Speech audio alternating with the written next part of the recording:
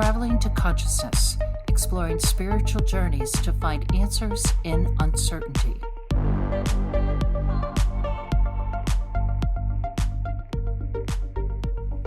All right, welcome everybody to the Instagram Live. So we are now starting. So welcome. Appreciate you guys all for being here, for showing up, for seeing this, whatever it is that you're doing, however this came about for you. Let me get this mic a little closer, a little in my face here. So in this live, we're going to talk about the difference between ego and confidence. This conversation has come up with a numerous amount of individuals over the last week, and so it felt fitting for me to weigh in on it. The difficult thing with this conversation, and I think maybe one of the first things that we should talk about here, is how tricky the ego is. It's very tricky. It'll sneak in right whenever you're not expecting it to. The best quote I think that I've found, and I think I came up with this. I'm going to quote myself on this. Pat myself on my back. That's my ego. Hint, hint. That's my ego in there that I do think I'm the one that came up with this quote. But the quote is, confidence is you knowing and ego is wanting other people to know. So the best metaphorical way I could describe this too is if you think about a beach and imagine that the sand is knowledge, information, wisdom, any of these things. You go to the beach and you pick up some sand and you put it in your hand. Now the ego will grip so tightly to that sand and it'll believe that that is the ultimate. It'll say, this is everything. I know it.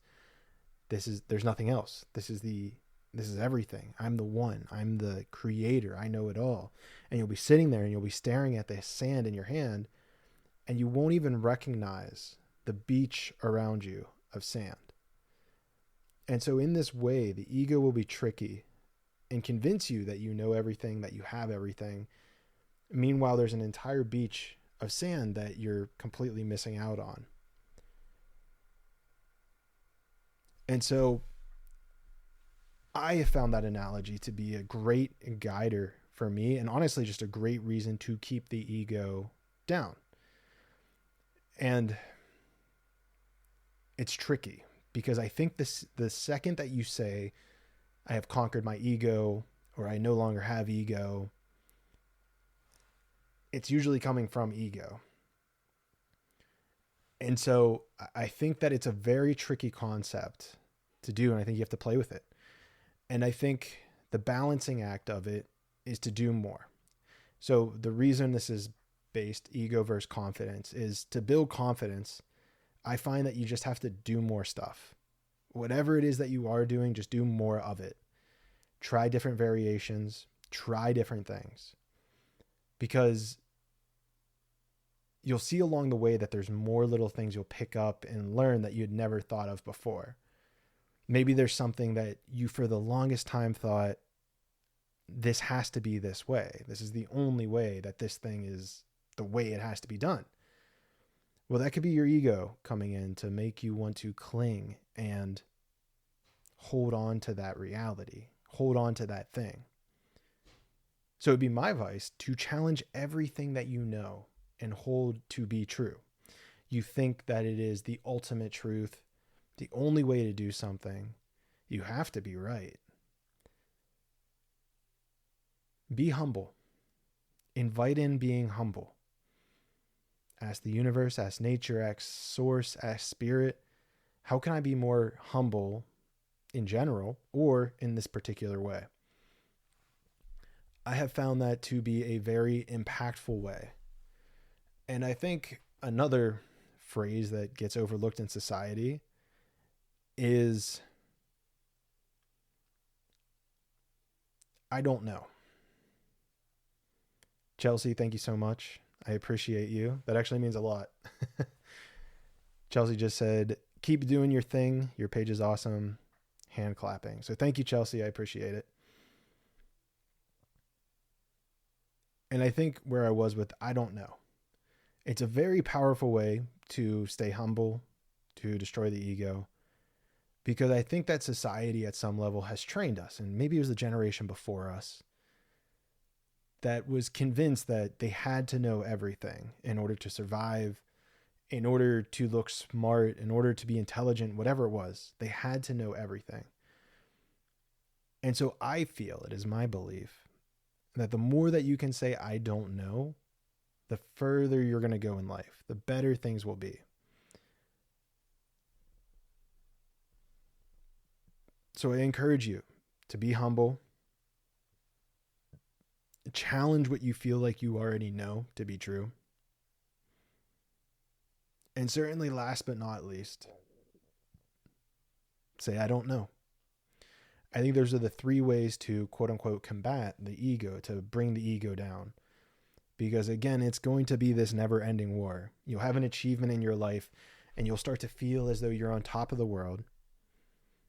And that's the time that you have to realize this is great, enjoy it, but there's going to be another milestone, if you wish, to get to. And through that process, you'll slowly build confidence in what you're doing, in where you're going, in every aspect of life. So be humble.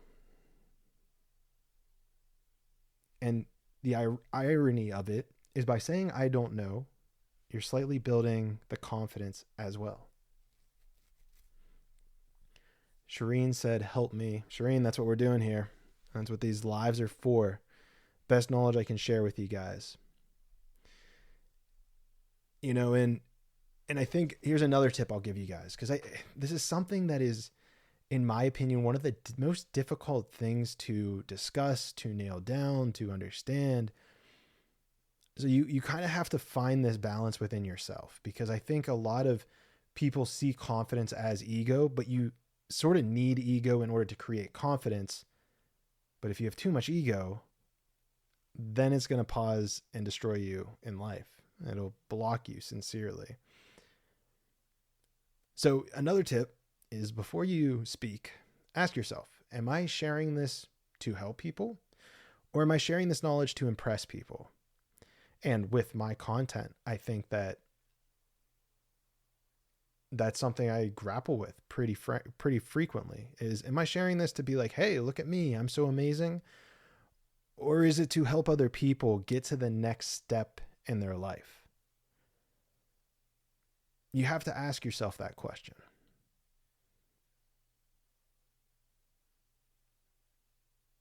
So let me see if I can rephrase these things. Admit what you don't know. Ask yourself, am I sharing this to help people or to impress somebody? Another one is, say, I don't know, because that will actually increase your confidence. It's actually very confident for you to say, I don't know, as opposed to just like making something up, because people will figure out that you have made something up, and then it's a bad long-term game. It's a good short-term, but bad long-term. Better long-term is being able to say, I don't know, because then when you do know something, people will listen to you, because you have shown them that you're okay with saying that you don't know in a certain situation. So I'd be curious, out of these, what tips have helped you? What's the most resonating tip that you feel would be helpful for you in your practice, your daily practice? As you're writing that, I knew this was going to be a short one, because there's not really words that can describe the difference between ego and confidence. You kind of just need tools in order to experience the ways that they play out in the world. So I hope that this at least gives you some sort of tools, some sort of idea into the world of ego versus confidence.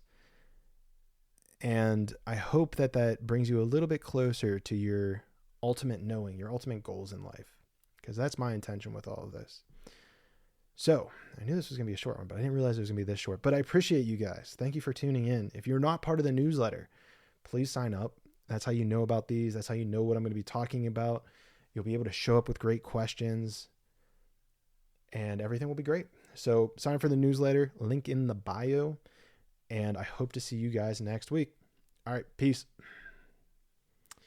And as for you, conscious monkeys, yes, you, the ones in the podcast, I love you guys. Thank you guys for being here.